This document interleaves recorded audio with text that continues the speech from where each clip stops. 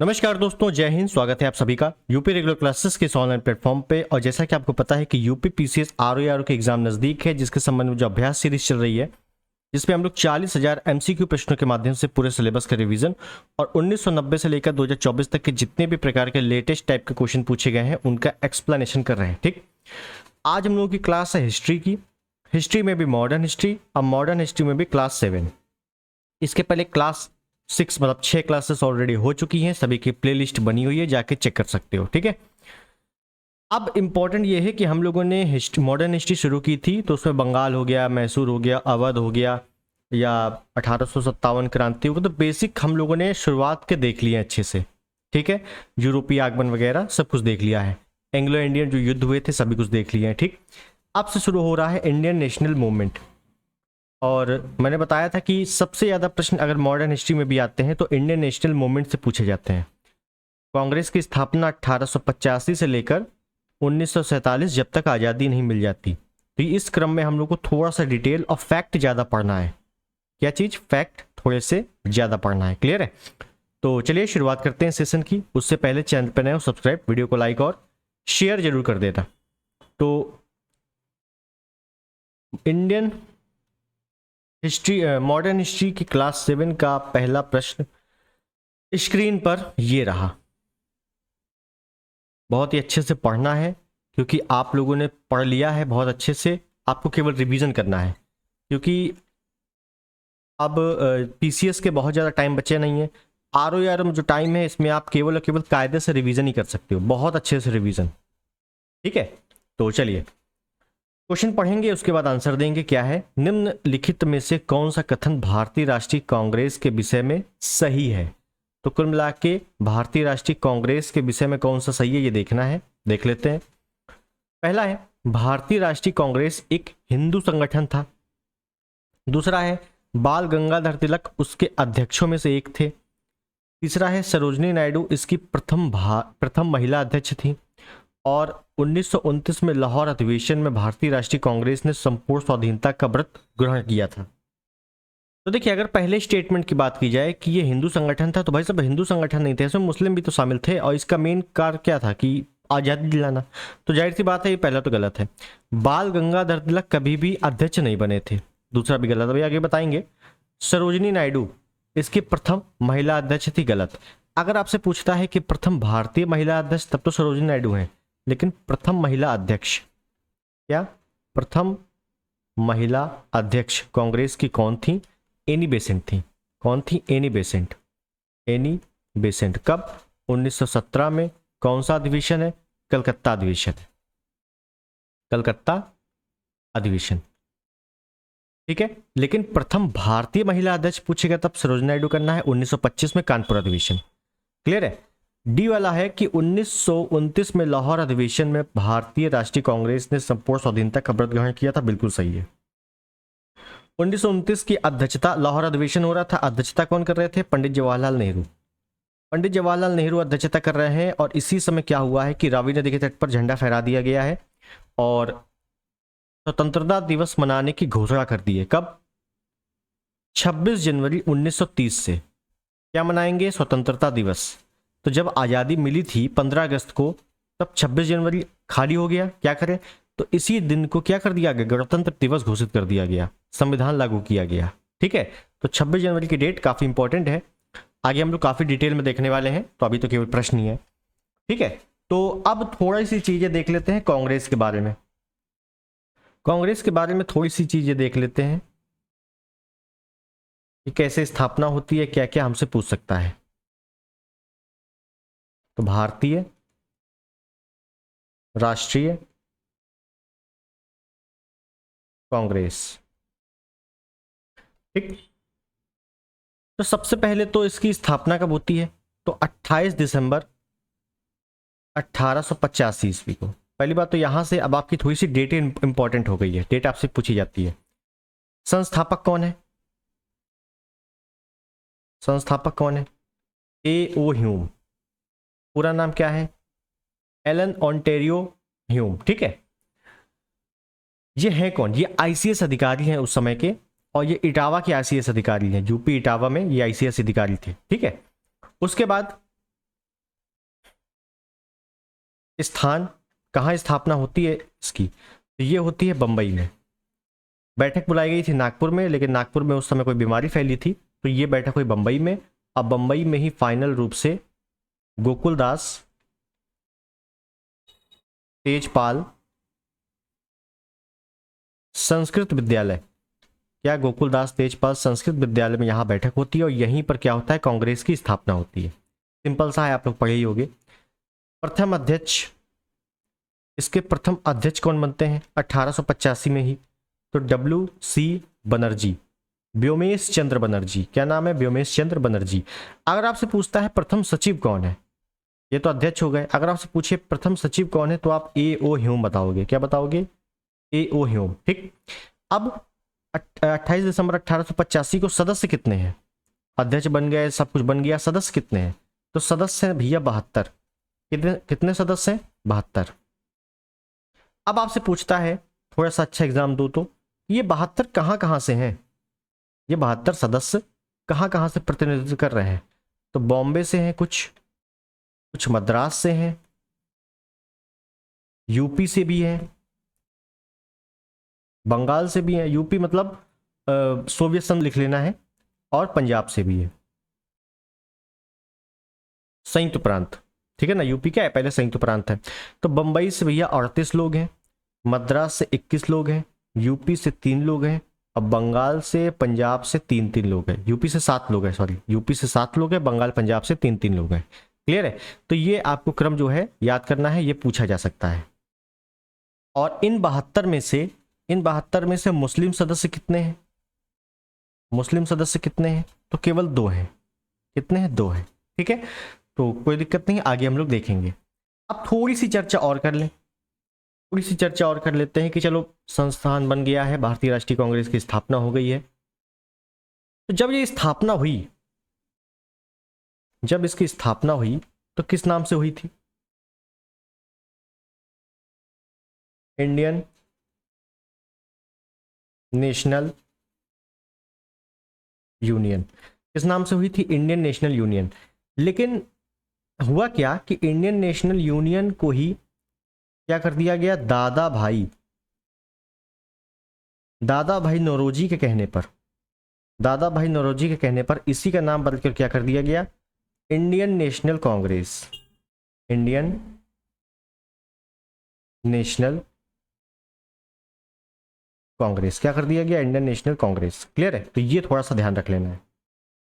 और अगर पूछ ले कि पहली बार किस समाचार पत्र में घोषणा हुई थी कांग्रेस की स्थापना की, तो इसको भी मैं लिख देता हूं कि पहली बार कांग्रेस की घोषणा किस समाचार पत्र में हुई थी। अगर ये पूछ लिया जाए तो याद रख लेना है कि मद्रास का एक पत्र था, समाचार पत्र, उसका नाम था हिंदू। क्या था, हिंदू। ये क्या था, एक समाचार पत्र था। ठीक है, तो इसमें पहली बार कांग्रेस की स्थापना की खबर छपी थी या घोषणा हुई थी। क्लियर है, अब बस शुरुआत के 4-5 आपको याद रखने हैं। पहले तो कि पहला जो अधिवेशन हुआ था, दूसरा अधिवेशन हुआ था, तीसरा अधिवेशन हुआ था और चौथा अधिवेशन हुआ था। चलो 4 लिख देते हैं अभी। पहला होता है 1885 ईस्वी में, फिर 1886 में, फिर 1887 में और फिर 1888 में। ठीक है, अध्यक्षता कौन कर रहे हैं और क्या लोकेशन है वो देख लेते हैं। तो अध्यक्षता पहले में कर रहे हैं WC बनर्जी। कौन कर रहे हैं, WC बनर्जी। दूसरे में कौन कर रहे हैं, दादा भाई नौरोजी, दादा भाई नौरोजी। अब यहां से प्रश्न कैसे आते हैं वो भी देखना है। तीसरे में कौन है, बदरुद्दीन तैयब जी। और चौथे में कौन है, जॉर्ज यूल, या जॉर्ज यूले कहीं कहीं लिखा होता है, लेकिन जॉर्ज यूल लिख देते हैं। ठीक, स्थान क्या क्या है, तो पहला तो बंबई में ही स्थापना हुई, तो बंबई में ही अध्यक्षता कर दी है, कोई दिक्कत नहीं है। उसके बाद बंबई के बाद कहाँ चले गए, कलकत्ता। कलकत्ता के बाद नीचे आ गए मद्रास, और मद्रास के बाद जस्ट ऊपर चले गए इलाहाबाद, इलाहाबाद। ठीक, क्या प्रश्न आएगा, प्रश्न आएगा ये बताइए, कांग्रेस के प्रथम अध्यक्ष कौन थे, WC बनर्जी। कांग्रेस के प्रथम पारसी अध्यक्ष कौन थे, दादा भाई नौरोजी। कांग्रेस के प्रथम मुस्लिम अध्यक्ष कौन थे, बदरुद्दीन तैयब जी। कांग्रेस के प्रथम अंग्रेज अध्यक्ष कौन थे, जॉर्ज यूल। कहां से, इलाहाबाद से। ठीक है, तो यहां तक चीजें आपको समझ में आ गई होंगी। आगे चलते हैं अगले प्रश्न में। 1885 में भारतीय राष्ट्रीय कांग्रेस के अध्यक्ष थे, तो 1885 में तो क्या हुई थी, स्थापना ही हुई थी। और इस समय अध्यक्ष कौन थे, डब्ल्यूसी बनर्जी या व्योमेश चंद्र बनर्जी, कुछ भी आ सकता है। क्लियर है, ध्यान रहेगा, option C is the right. और ऐसे प्रश्न आते हैं। आगे चलें। निम्न अवसरों में से किस पर जन गण मन पहली बार गाया गया था। तो जन गण मन राष्ट्रगान है, पहली बार कब गाया गया था, यह पूछा गया है।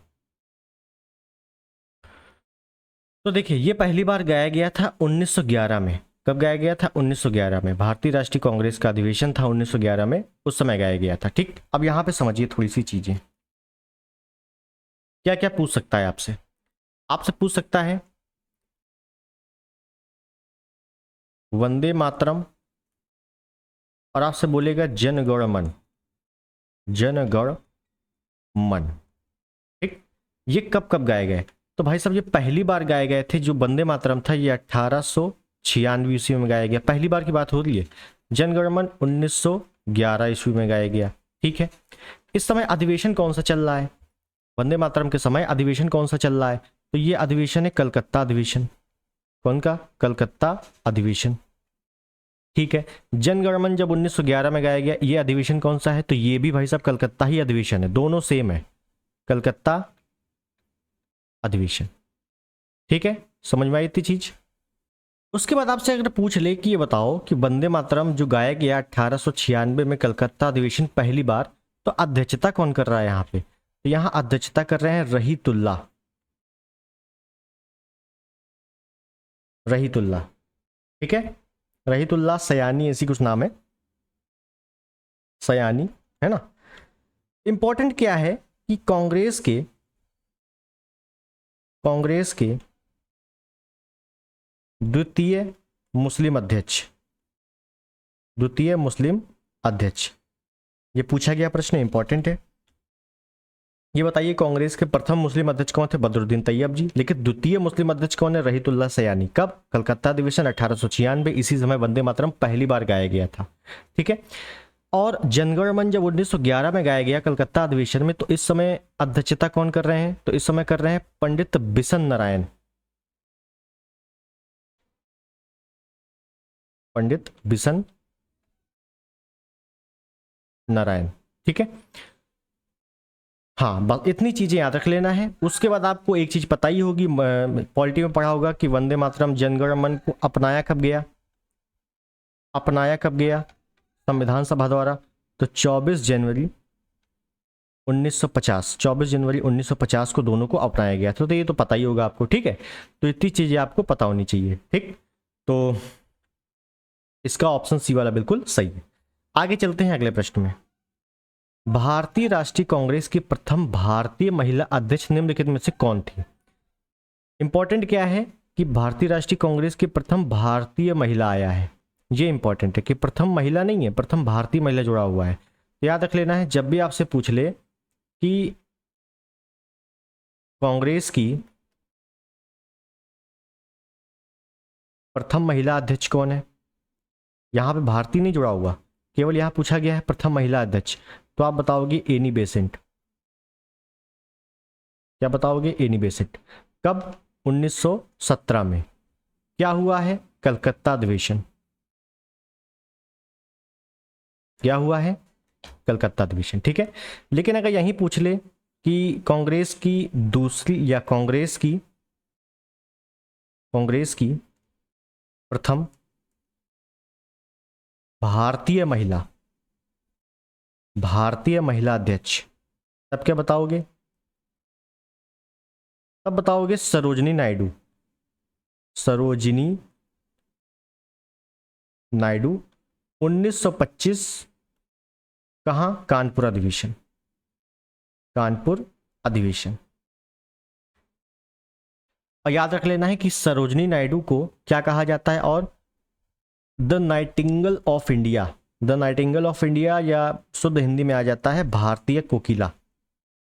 भारतीय कोकिला किसका उपनाम है, सरोजिनी नायडू का। और लता मंगेशकर वो स्वर कोकिला है। ठीक है, तो स्वर कोकिला, भारतीय कोकिला, कंफ्यूजन मत होना। क्लियर है, आगे चलते हैं। आगे क्या चलते हैं, इसका उत्तर तो देखें, भारतीय महिला है तो Sarojini Naidu, option B is the right. Clear है। नेक्स्ट, इंडियन नेशनल कांग्रेस किसके द्वारा स्थापित की गई थी? इंडियन नेशनल कांग्रेस की स्थापना किसके द्वारा की गई थी, यह पूछा गया है। सिंपल क्वेश्चन है कि नहीं? A O Hume, Allan Ontario Hume के द्वारा इसकी स्थापना की गई थी और यही कांग्रेस के पहले सचिव भी थे। ठीक है, कई बार आ चुका है, इंपॉर्टेंट है। नेक्स्ट, किसने कांग्रेस को सूक्ष्मदर्शी अल्पसंख्यक जनता का प्रतिनिधि बताते हुए उसका मजाक उड़ाया था? देखिए, कांग्रेस के विषय में बहुत सारे स्टेटमेंट पूछे जाते हैं। स्टेटमेंट आपने बुक में पढ़े होंगे, स्टेटमेंट मैं आपको कुछ करवा देता हूं, आएगा तो वहां से आ जाएगा। तो जैसे यही एक स्टेटमेंट है कि कांग्रेस को सूक्ष्मदर्शी अल्पसंख्यक जनता का प्रतिनिधि बताते हुए मजाक उड़ाया था। किसने मजाक उड़ाया था? तो 1885 में जो गवर्नर जनरल है, गवर्नर जनरल, ये मैंने नहीं लिखवाया है, गवर्नर जनरल कौन है? Lord Dufferin. कौन है? Lord Dufferin. ये इंपॉर्टेंट है, याद रखना है कि गवर्नर जनरल उस समय कौन है? लॉर्ड डफरिन है। ठीक है, तो ये स्टेटमेंट किसने दिया है? लॉर्ड डफरिन का स्टेटमेंट है। Option B is the right, पहली चीज। ठीक, और यहीं पे मैं लिख देता हूं, यहीं पर क्या कि एक आपसे पूछेगा कि डफरिन कांग्रेस को डफरिन के दिमाग की उपज, कांग्रेस को डफरिन के दिमाग की उपज, ये स्टेटमेंट किसने दिया है? ये मतलब किसने कहा है? तो लाला लाजपत राय ने कहा है। लाला लाजपत राय, किसने कहा है? लाला लाजपत राय ने कहा है। ठीक है, उसके बाद एक स्टेटमेंट और पूछा जाता है आपसे, इंपॉर्टेंट, कि कांग्रेस को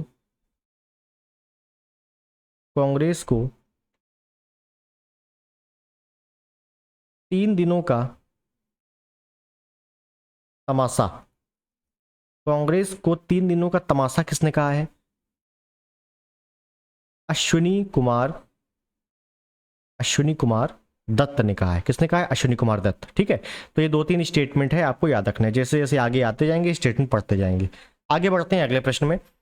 भारतीय राष्ट्रीय कांग्रेस का सर्वप्रथम मुस्लिम अध्यक्ष निम्नलिखित में से कौन था? तो पहला मुस्लिम अध्यक्ष कौन था? बदरुद्दीन तैयब। द्वितीय कौन थे? रहीतुल्लाह। कौन थे? रहीतुल्लाह, 1896।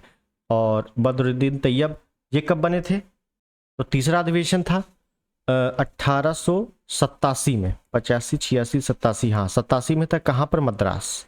कहां से बने थे? मद्रास से। क्लियर है? नेक्स्ट, भारतीय राष्ट्रीय कांग्रेस का प्रथम निर्वाचित यूरोपीय अध्यक्ष था। यूरोपीय अध्यक्ष, आरओ में पूछा गया प्रश्न है, यूरोपीय अध्यक्ष कौन था? पहला तो जॉर्ज यूल, 1888। कौन सा अधिवेशन? इलाहाबाद अधिवेशन। बताओ, क्लियर है? नेक्स्ट, भारतीय राष्ट्रीय कांग्रेस के निम्नलिखित अधिवेशनों में से किस अधिवेशन में बाल गंगाधर तिलक ने कहा था, स्वराज्य हमारा जन्मसिद्ध अधिकार है, इसे मैं लेकर रहूंगा? तो देखिए, ये क्वेश्चन जो है इंपॉर्टेंट है, इसके बारे में थोड़ी चीजें बताऊंगा और आगे जैसे जैसे आता जाएगा तो ही बता देंगे। ठीक है, तो पहली चीज तो ये हुआ था लखनऊ अधिवेशन 1916, और इसी अधिवेशन को लखनऊ पैक्ट के नाम से जाना जाता है। लखनऊ पैक्ट, पैक लिख दिया, पैक्ट। ठीक, लखनऊ पैक्ट किसको बोलते हैं? 1916 लखनऊ अधिवेशन को। इसके बारे में थोड़ी चीजें देख लेते हैं। तो मैं लिखता हूं लखनऊ पैक्ट, कब? 1916 ईस्वी। समझिए,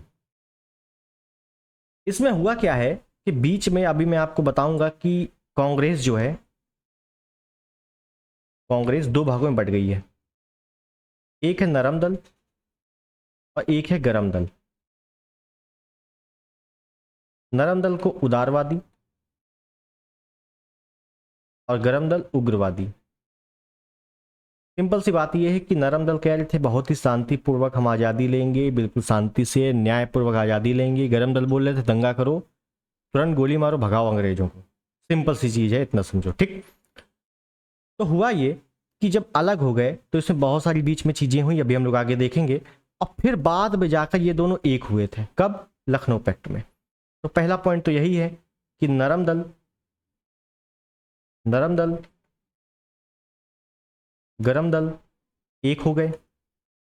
कब एक हुए? लखनऊ पैक्ट में। प्लस मुस्लिम लीग की जो स्थापना हो चुकी है, मुस्लिम लीग भी शामिल हो गया, मुस्लिम लीग भी एक हो गया।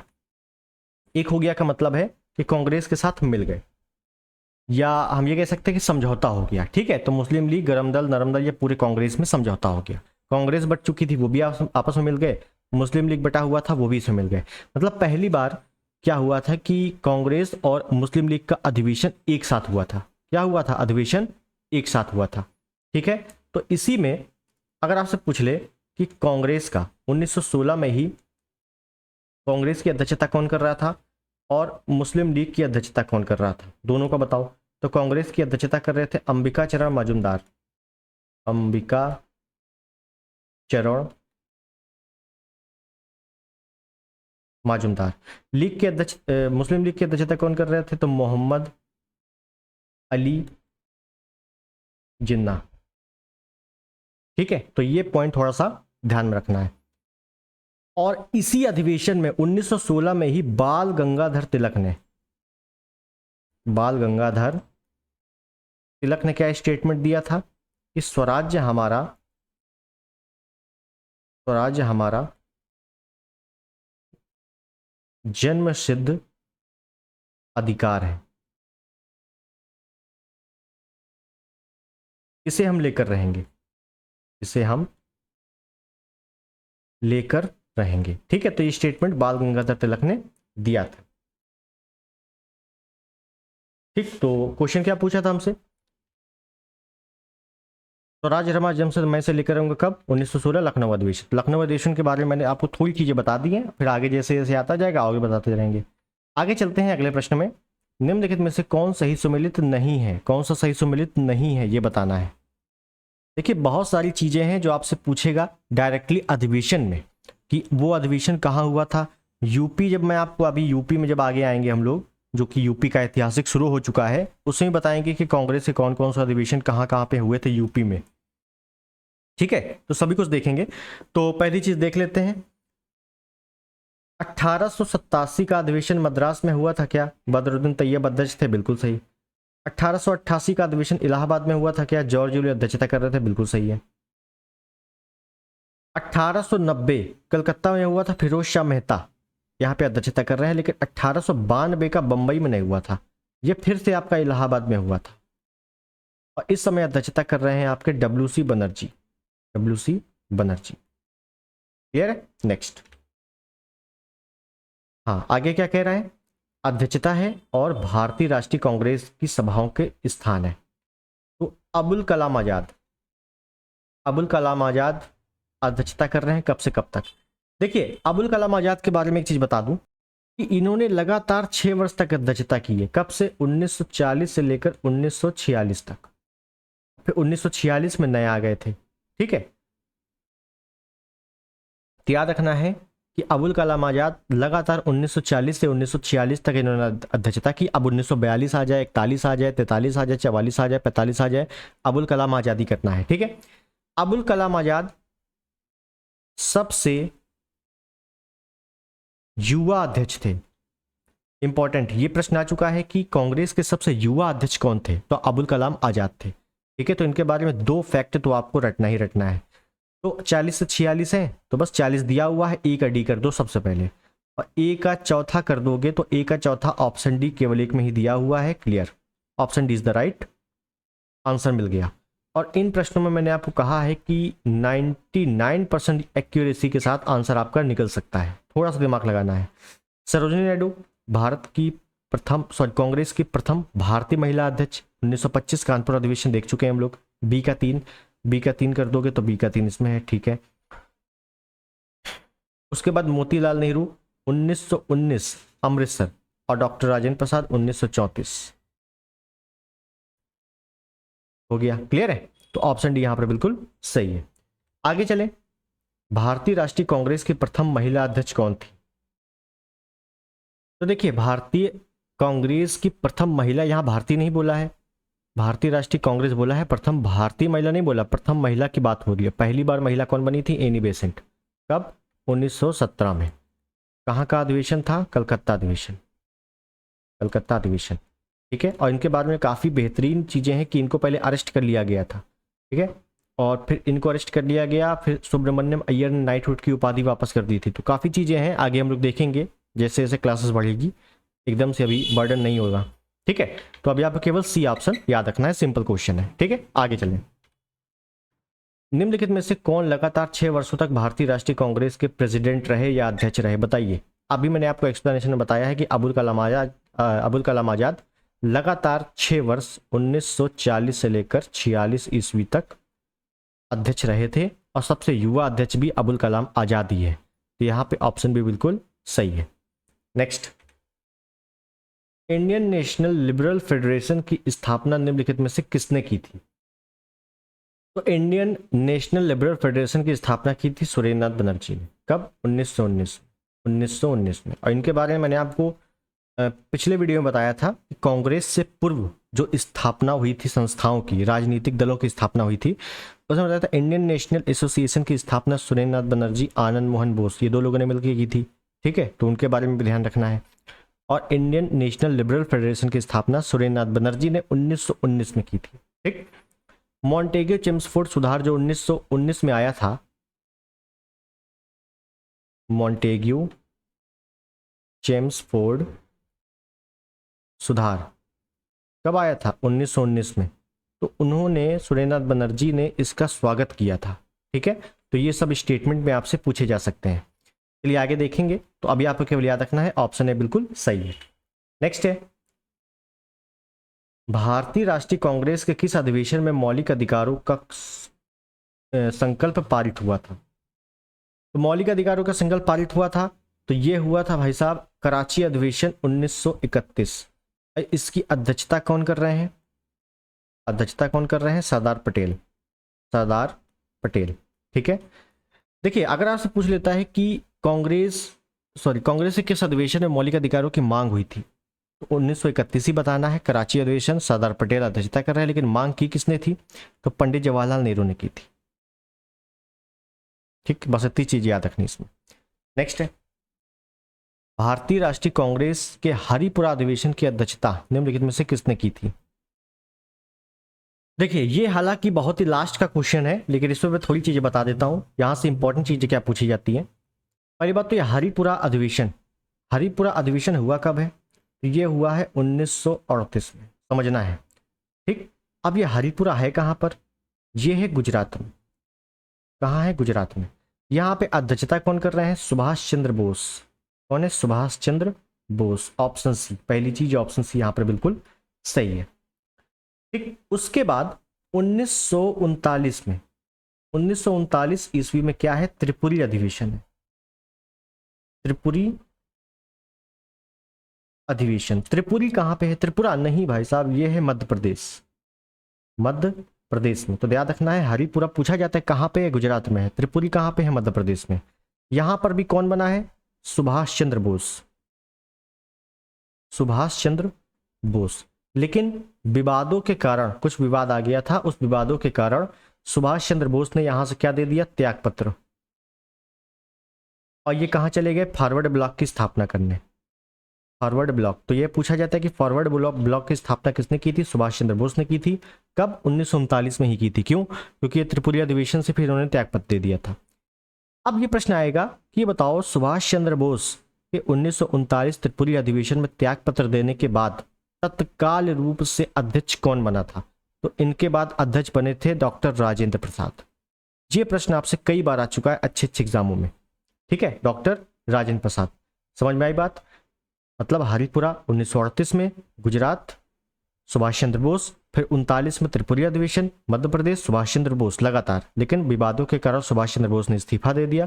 फिर उसके बाद 1939 में सुभाष चंद्र बोस चले गए फॉरवर्ड ब्लॉक की स्थापना करने, और सुभाष चंद्र बोस की जगह फिर बाद में कौन आए थे? 39 में ही डॉक्टर राजेंद्र प्रसाद आए थे। क्लियर है? तो इतनी चीजें याद रखनी है। आगे चले अगले प्रश्न में। 1938 के हरिपुरा कांग्रेस के अधिवेशन में निम्नलिखित में से किसने सुभाष चंद्र बोस को अध्यक्ष के रूप में नामित किया था? देखिए यहां पे एक और चीज, 1938 में पूछा है कि सुभाष चंद्र बोस अध्यक्ष बने थे, उनका नाम किसने नामित किया था? तो उनका नाम डॉक्टर राजेंद्र प्रसाद ने ही नामित किया था। ऑप्शन है पहली चीज सही है। 1939 में क्या हुआ था कि सुभाष चंद्र बोस फिर से अध्यक्ष बने थे, लेकिन जब चुनाव हुए तो गांधी जी ने क्या किया था कि पट्टाभी सीतारमैया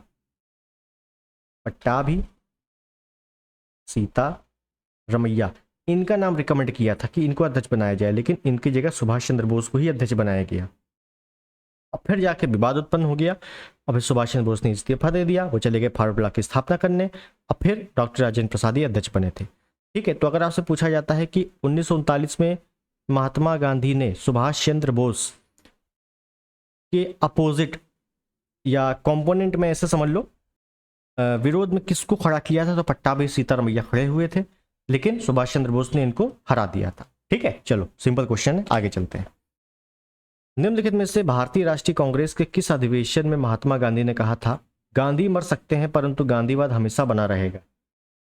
तो ये डायरेक्टली स्टेटमेंट आपसे पूछा जाएगा, और ये दिया था कराची अधिवेशन 1931 में ही, जहां पर मौलिक अधिकारों की मांग हुई थी। क्लियर है? और ये अध्यक्षता कौन कर रहे हैं कराची अधिवेशन की? सरदार पटेल। नेक्स्ट, भारतीय राष्ट्रीय कांग्रेस के निम्नलिखित अधिवेशनों में से किसकी अध्यक्षता सी विजय राघवन चेरियार ने की थी? याद रखना है, सी विजय राघवन की इन्होंने अध्यक्षता कब की थी? नागपुर अधिवेशन 1920 में। ठीक है, नागपुर अधिवेशन 1920 में। और नागपुर अधिवेशन 1920 में ही एक विशेष अधिवेशन हुआ था, विशेष अधिवेशन। इसके बारे में थोड़ी सी डिटेल देखनी पड़ेगी। विशेष अधिवेशन हुआ था कब? 1920 में ही हुआ था। देखो, दिसंबर 1885 में स्थापना हुई कांग्रेस की, तो दिसंबर में ही लगातार अध्यक्ष चेंज होते रहेंगे। तो ये नागपुर अधिवेशन रेगुलर वाला था जो कि दिसंबर में हुआ था, लेकिन एक विशेष अधिवेशन हुआ था 1920 में ही, ये हुआ था सितंबर में, और ये हो गया था कलकत्ता में। कहाँ हुआ था? कलकत्ता में। तो आपसे पूछा जाता है कि 1920 में विशेष अधिवेशन कहाँ हुआ था? तो अगर आपने रेगुलर पढ़ा है जो हर साल हो रहा है तो वो नागपुर अधिवेशन है, लेकिन विशेष अधिवेशन पूछ लिए तो वो हुआ था कलकत्ता में। ठीक है, क्या खास बात थी? असहयोग आंदोलन को पारित करवाना था। ठीक, आगे जब असहयोग आंदोलन आएगा तो उसमें हम लोग डिटेल देखेंगे। अभी आपको इतना याद रखना है कि नागपुर अधिवेशन 1920 की अध्यक्षता कौन कर रहा है? सी विजय राघव। नेक्स्ट, भारतीय राष्ट्रीय कांग्रेस का अंतिम अधिवेशन जिसमें बाल गंगाधर तिलक ने भाग लिया था, कौन थे? तो अंतिम जो था वो था अमृतसर अधिवेशन 1919 में, और 1920 में बाल गंगाधर तिलक की हो गई थी मृत्यु। क्या हो गई थी? मृत्यु। ठीक है, तो ये याद रखना है कि बाल गंगाधर तिलक ने अंतिम अधिवेशन में पार्टिसिपेट किया था, तो वो था 1919 का, और 1920 में अगले वर्ष इनकी मृत्यु हो गई थी। क्लियर है? तो ऑप्शन डी यहाँ पर सही है। नेक्स्ट है, भारतीय राष्ट्रीय कांग्रेस का एकमात्र अधिवेशन जिसे महात्मा गांधी द्वारा संबोधित किया गया था, संपन्न हुआ था। सिंपल है, बेलगांव अधिवेशन है, एकमात्र अधिवेशन है जिसे महात्मा गांधी ने अध्यक्षता किया था। कब? 1924 में। क्लियर है? नेक्स्ट, भारतीय राष्ट्रीय कांग्रेस ने निम्नलिखित में से किस अधिवेशन में समाजवादी पद्धति का लक्ष्य अपनाया था? तो ये केवल याद रखना है आपको, समाजवादी पद्धति का लक्ष्य अपनाया था, ये था अवार्डी अधिवेशन 1955 में। ठीक है, आगे हम लोग इसके बारे में डिटेल देखेंगे। आगे देखते हैं, मदन मोहन मालवीय, एक मिनट, हाँ, मदन मोहन मालवीय भारतीय राष्ट्रीय कांग्रेस के अध्यक्ष कितनी बार चुने गए थे? तो ऐसे भी प्रश्न आ सकते हैं कि जो प्रमुख व्यक्ति हैं वो कब कब रहे, किस किस अधिवेशन में रहे, अध्यक्षता कब कब की, तो वो भी पूछा जा सकता है। तो मदन मोहन मालवीय एक तो रहे थे लाहौर अधिवेशन,